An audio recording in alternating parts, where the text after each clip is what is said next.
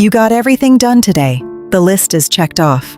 Nobody would look at you and think anything was wrong. You showed up, you answered the messages, made the calls, did the thing you said you'd do.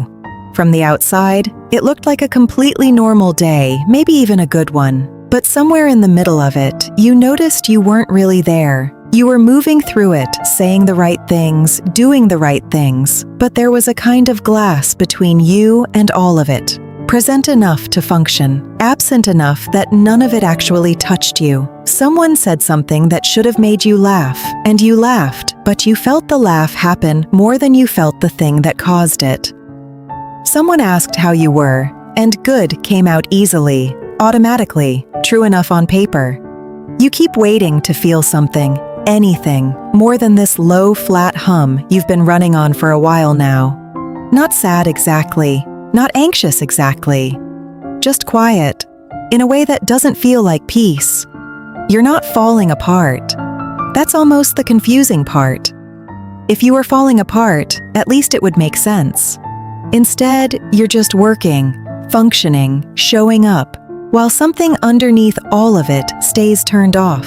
You don't know when you started running on autopilot. You just know you've been doing it for a while, and you're starting to wonder what you'd find if you finally slowed down enough to look. Here are 7 signs you're functioning but emotionally shut down, and why it's been happening without you fully noticing. Tasks get finished. Boxes get checked. From the outside, you're performing completely normally, maybe even impressively, but internally, there's no sense of accomplishment attached to any of it. You finish something that should feel satisfying, and you just move to the next thing because the feeling that's supposed to come with finishing never actually shows up. This isn't laziness or apathy toward your own life. It's a kind of protective distance your mind put between you and your experience, so you could keep functioning even when feeling everything fully would have been too much. The doing stayed intact. The feeling got quietly disconnected from it. The show you used to love, the hobby, the music, the plans you used to look forward to, you still do them sometimes, but they land as flat as everything else. Pleasant, maybe, not joyful. You keep hoping the feeling will come back if you just do the thing enough times, the way it used to. It doesn't, not really. And that's confusing in a way that's hard to explain to anyone who hasn't felt it. This happens when your emotional range gets turned down across the board. Not just the hard feelings, but the good ones too, because a system can't selectively numb. It mutes everything at once, the highs along with the lows, to keep you from feeling too much of either. Someone asks where you want to eat, what you want to do with your evening, how you're really feeling about something, and you draw a blank. Not because you're indecisive, because you genuinely don't know anymore. Wanting requires contact with yourself, and when you've spent a long time staying functional instead of staying connected, that contact gets weaker. Not all at once. Gradually, until preference itself starts to feel distant.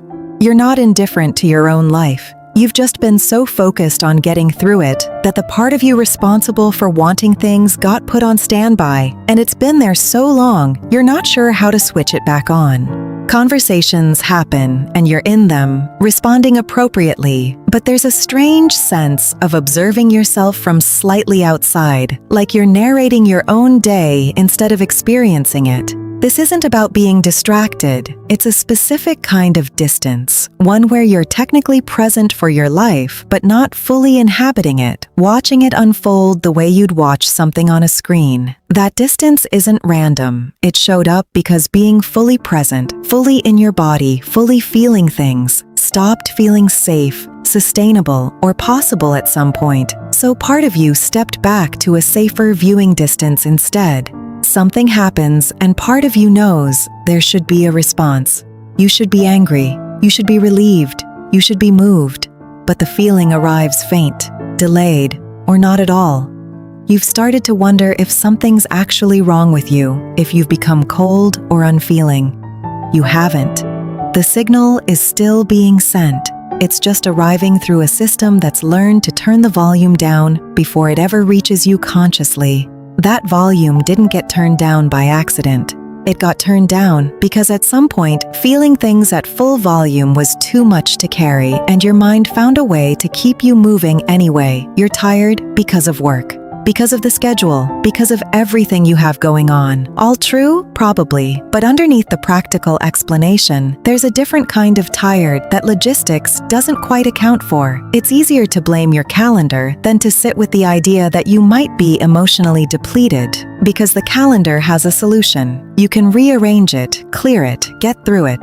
The other kind of tired doesn't have as clear a fix, so it's easier to leave unnamed. You're not wrong about being busy, you're just also carrying something the busyness isn't the whole explanation for. You're functioning well enough that nobody around you suspects anything is off. They comment on how well you're handling things, how put together you seem, and instead of feeling reassured, something in you feels more isolated.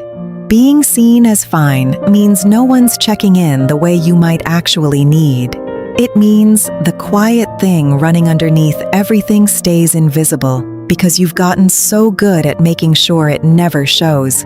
Functioning well was never proof that everything underneath is actually okay.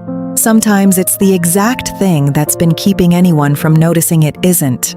None of this means you're broken, or faking it, or somehow less capable than you appear. It means somewhere along the way, staying functional required putting some distance between you and your own feelings, and your mind found a way to keep the important things running while quietly dimming everything else. That distance may have gotten you through something real, but you were never meant to spend indefinitely watching your own life from behind glass, and functioning was never supposed to be the only proof that you're okay. But sometimes this shutdown doesn't stay quiet and steady. Sometimes the pressure builds somewhere underneath it, and you find yourself reacting to small things in ways that don't feel like you at all, like a completely different person is suddenly running the show. That's next.